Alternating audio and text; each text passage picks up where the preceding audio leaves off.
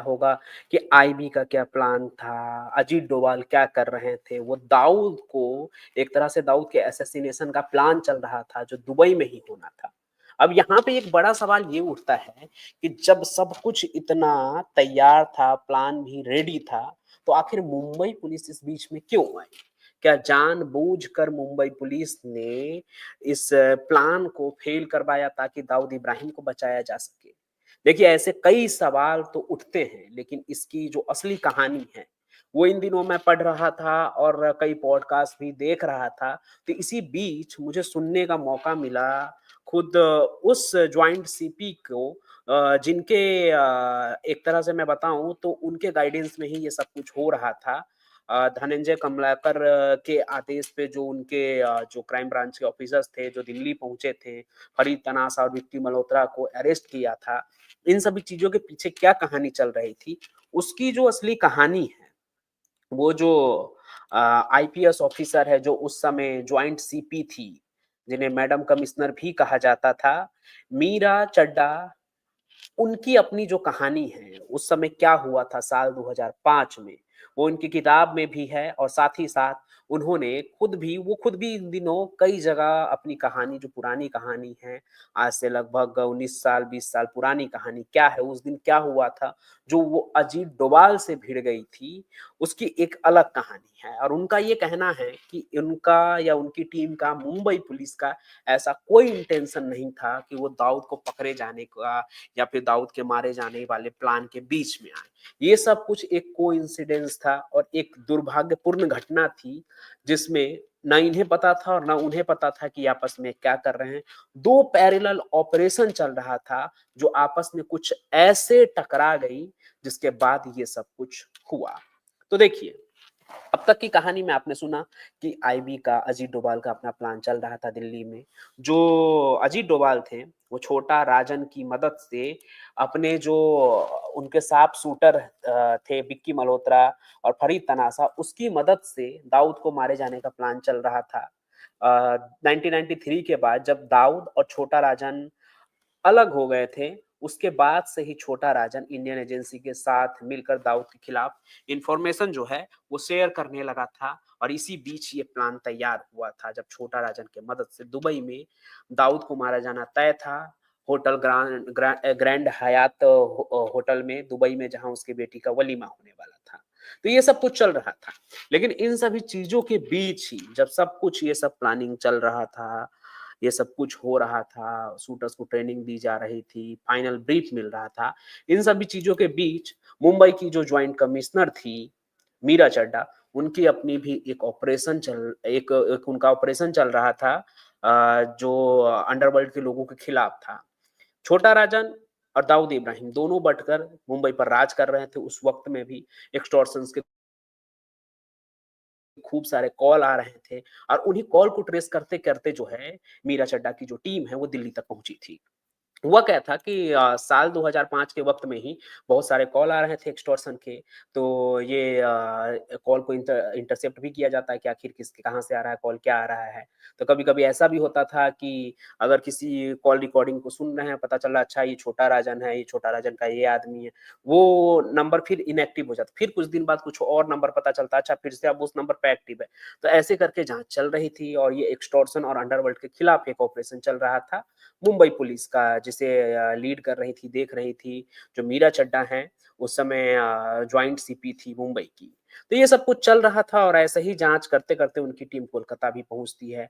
कोलकाता में भी पहुँचती है तो वहाँ भी कुछ ऐसी इन्फॉर्मेशन आती है कि 3 लोगों के बीच में बात कर रही, जिसमें 2 लोग जो हैं वो क्या कहते हैं, डिटेक्ट किए जा रहे हैं। एक था उसमें छोटा राजन, दूसरा ये जो फरीद तनासा है वो, और तीसरा जो वॉइस आ रहा है कॉल पे, वो नहीं पता चल पा रहा है कि किसका है।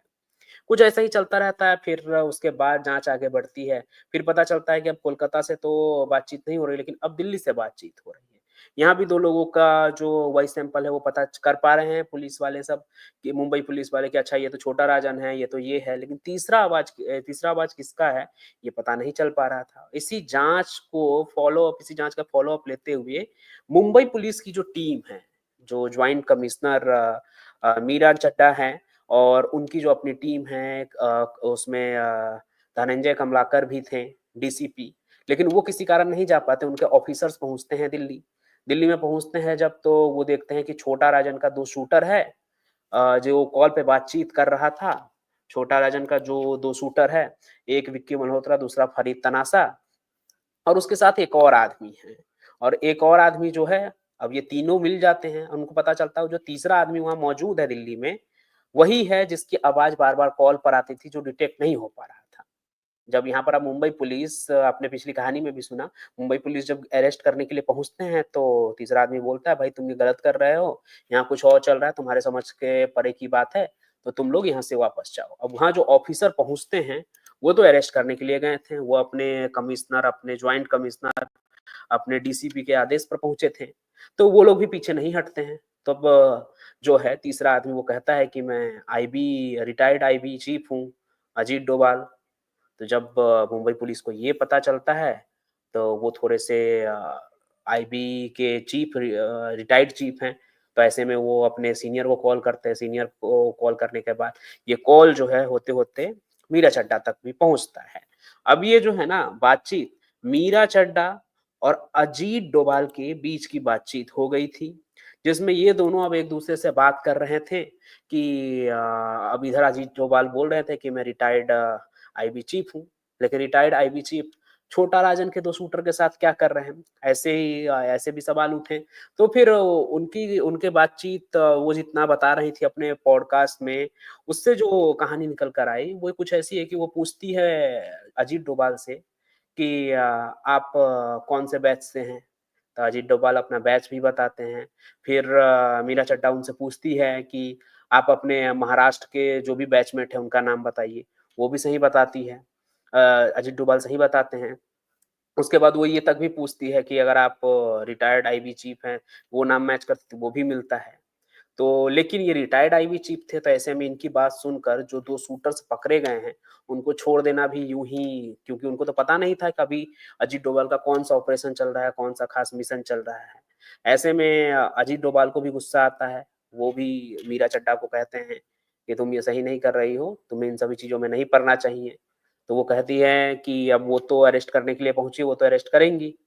अब ऐसे में क्या होता है कि अजीत डोभाल कहते हैं कि ये भी कह देते हैं उनको कि मुझे तो मालूम ही नहीं है कि कोई महिला जॉइंट सीपी है। तो उसपे मीरा चड्ढा भी कहती है कि मैं तो हूँ, मैं महिला ही हूँ और महिला जॉइंट सीपी हूँ। यहाँ पे कन्फ्यूजन क्या था? कहते हैं कि अजीत डोभाल को उस वक़्त लगता है कि ये कोई दिल्ली की टीम उन तक पहुँची है, उनको गिरफ्तार करने के लिए और उस समय दिल्ली में कोई जॉइंट सीपी जो है वो महिला नहीं थी। ये कन्फ्यूजन था और यहाँ जो टीम आई थी वो मुंबई की टीम थी और मुंबई में उस समय जॉइंट सीपी जो है, वो जो है मीरा चड्ढा ही थी। तो ये कन्फ्यूजन आगे बढ़ता है, इस बीच में कहते हैं आर्ग्यूमेंट भी होता है इनके बीच जिसमें अजीत डोभाल मीरा चड्ढा से कहते हैं कि I will teach you a lesson. फिर मीरा चड्ढा भी कहती हैं कि I will also teach you a lesson. दोनों के बीच में ये नोक-झोंक चलता है, उसके बाद अंततः जो मुंबई से टीम पहुँचती है, वो दोनों शूटर को गिरफ्तार ही कर लेती है। हालाँकि प्रेशर-व्रेशर काफ़ी बढ़ता है इस बीच जो है दिल्ली से भी टीम को बुलाया जाता है और ये खबर लीक हो जाती है। इसके बाद कहते हैं खबरों में भी चल जाता है कि छोटा राजन के शूटर के साथ रिटायर्ड आईबी चीफ भी पकड़े गए हैं।